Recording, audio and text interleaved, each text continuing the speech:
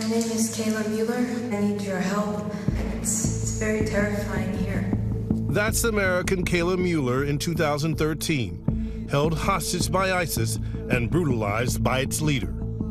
Al-Baghdadi and his organization captured our daughter, held her for 18 months.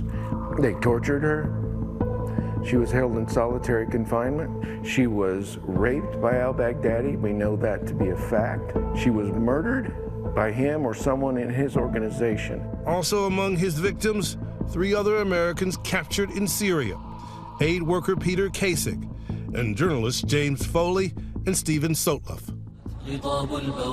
Under al-Baghdadi's control, ISIS spread its gruesome campaign of terror on social media to a degree never seen before. Barbaric beheadings, hostages burnt alive. But now a moment of justice after a U.S. military operation killed Kayla's captor, the man who for many the world over was the face of evil, Abu Bakr al-Baghdadi.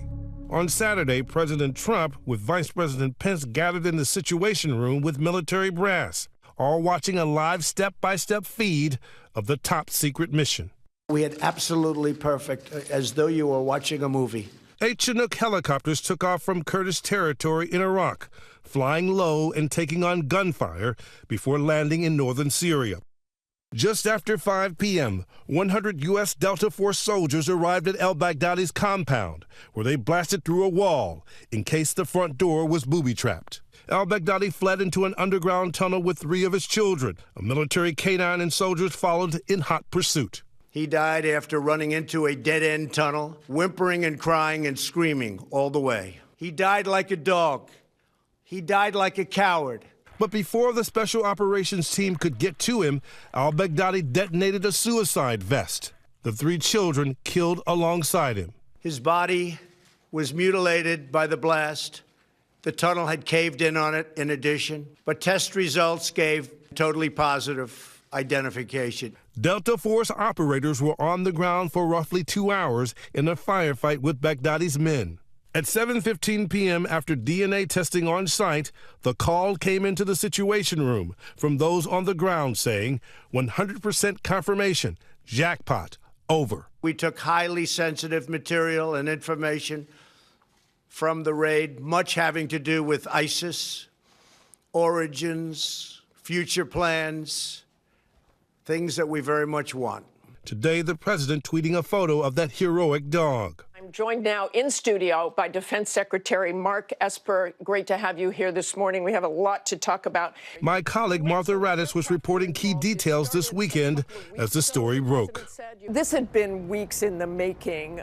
Some time ago, they had gotten a tip after the arrest of one of Baghdadi's wives and a courier about where Baghdadi might be. And then spoke to Defense Secretary Mark Esper about it Sunday. Certainly, the U.S. has been looking for him for years. What was the break here? Good, very good intelligence work. They began tracking it for weeks and weeks. Of course, in the middle of this, we have U.S. troops withdrawing, which a senior official told me made them have to do it now as soon as possible before our troops got out of there. The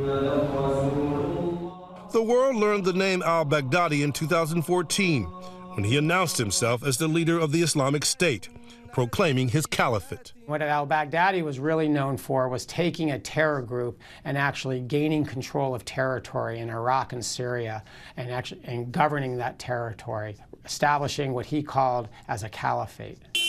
ISIS has inspired or claimed responsibility for horrific acts of terrorism here in America and around the world. There was a Bataclan concert hall and nearby cafes in Paris in 2015, where 130 innocent people were slaughtered. San Bernardino, California, 14 people shot to death at an office holiday party in 2015. 86 people were killed celebrating Bastille Day in Nice in 2016 after a truck plowed into them. And in one of the world's deadliest terror attacks since 9/11, 8 bombs killed 253 people on Easter Sunday in Sri Lanka earlier this year.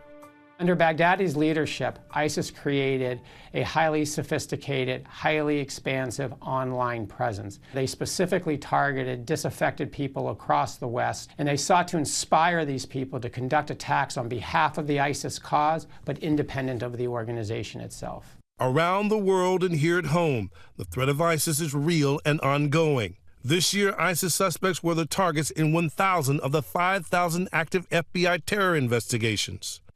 It is very easy to get drawn into continued conflict if our objectives are not clear. Meanwhile, officials saying U.S. forces will continue their counterterrorism mission in Syria. Baghdadi's death will not rid the world of terrorism or end the ongoing conflict in Syria. But it will certainly send a message to those who would question America's resolve and provide a warning to terrorists who think they can hide. An effort that relies heavily on allies.